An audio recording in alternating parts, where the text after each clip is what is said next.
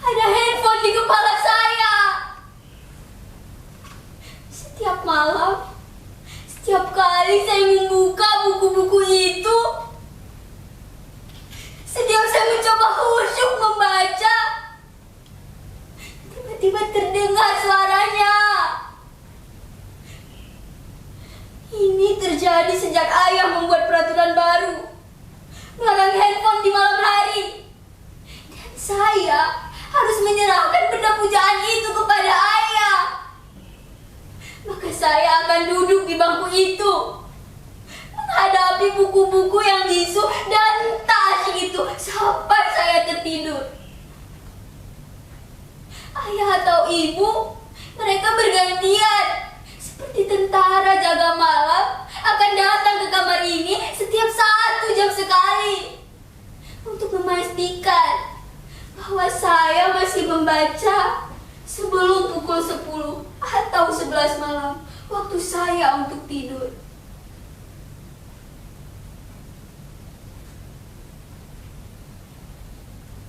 Pintu itu tak boleh saya kunci sebelum jadwal tidur tiba. Ini peraturan kedua. Sebentar lagi, sekitar 15 atau 20 menit lagi, salah satu di antara mereka akan datang ke kamar ini. Itu artinya saya harus ada di bangku itu membaca.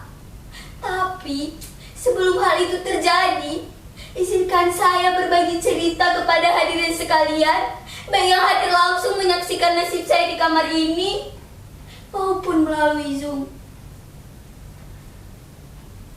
Saya sendiri bukannya tak berusaha, bahkan segala daya upaya sudah saya kerahkan untuk bisa membaca buku dengan khusyuk dan bahagia. Saya juga sudah memotivasi diri dengan berbagai nasihat yang saya ingat. Kata-kata mutiara, semboyan, pepatah, pantun, yel penyemangat belajar, hingga kritik tajam para pakar mengenai bahaya kecanduan handphone. Tapi herannya, hal-hal yang biasa dipakai orang untuk memotivasi diri tak juga membesarkan semangat dan gairah saya membaca. Kalaupun berhasil, hanya bertahan 10 atau 15 menit saja, lalu menguap lagi. Sedangkan kritik tajam para pakar itu tak juga mengurangi kerinduan saya untuk selalu bersama dan dekat dengan handphone. Kalau saja mengubah diri bisa dilakukan serenyah ceramahnya Mario Teguh, mungkin saya tak menderita begini lagi. Apa? Saudara-saudara tak yakin bahwa saya menderita? Apa tak terlihat beban derita itu di wajah saya ini, di sorot mata saya, di getar suara saya, di seluruh tubuh saya ini? Ini bukan acting, seperti dalam pertunjukan monolog anak SMA itu loh. Ini real, nyata. Saya memang sedang menderita.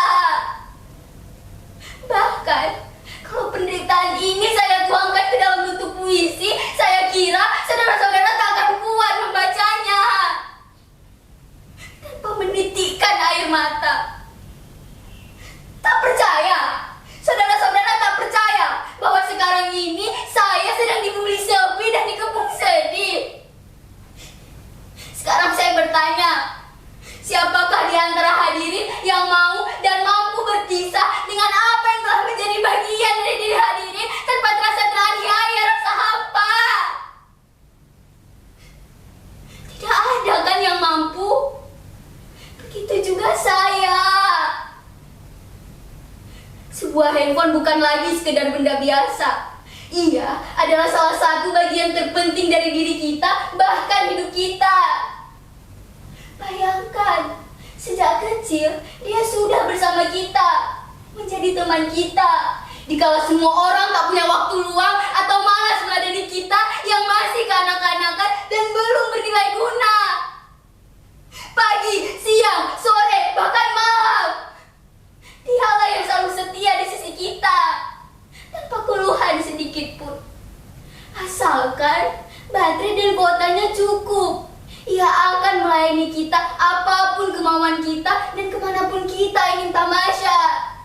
Ia selalu bersedia. Ia bahkan telah menyimpan nama kita dan seluruh memori kita di dalam dirinya. Dan kita telah menyimpan password dan kunci pembuka di dalam dirinya, di dalam benak kita. Suatu simbiosis yang sangat romantis dan intim, bukan? Bahkan kita bisa lebih dekat dan nyaman dengan dirinya daripada dengan sesama kita. Itulah mengapa berpisah dengan dirinya, meski cuma saban malam, seperti melewati bertahun-tahun kesepian. Oh handphoneku, betapa berat dan panjang jalan yang harus ku tempuh untuk kembali bersamamu.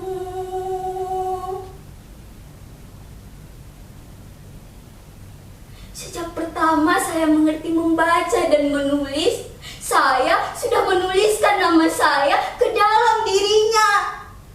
A-R-R-A-Y-A-N. Saya memang sempat berganti partner dari satu handphone ke handphone lainnya, tapi apapun jenisnya, sikap mereka tetap sama. Setia menemani dan melayani, tak pernah berkurang sedikit pun.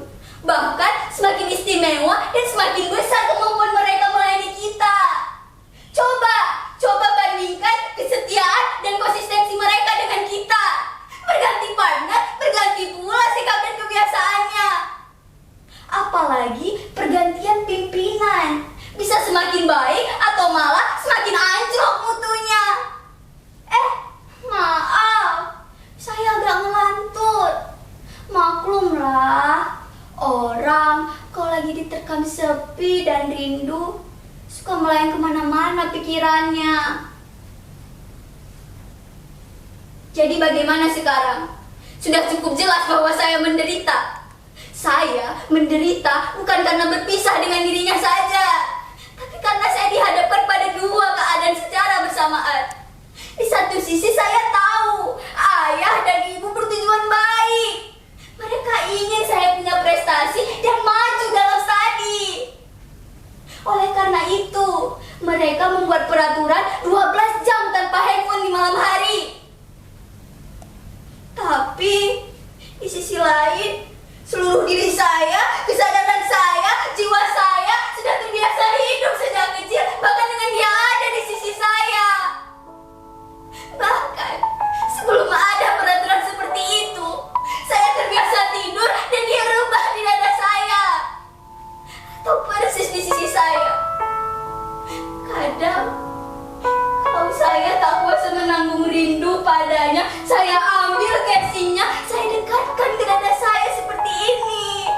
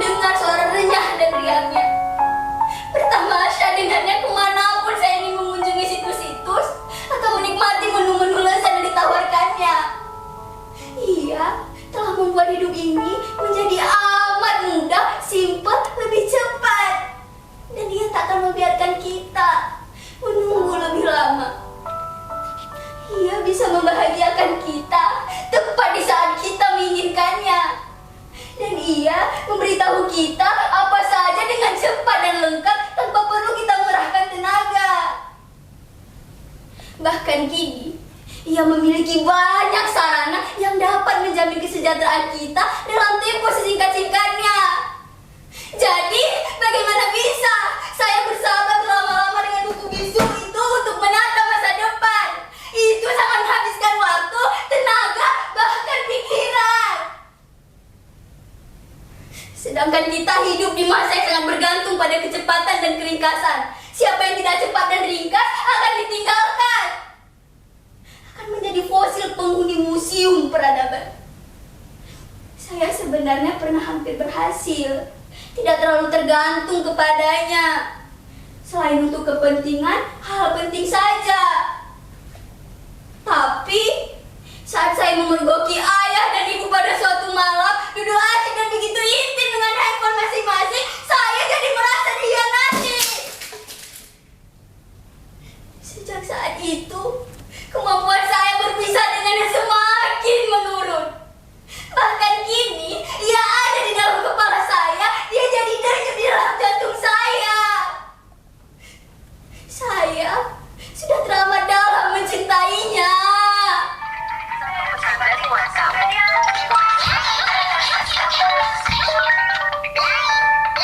Satu pesan dari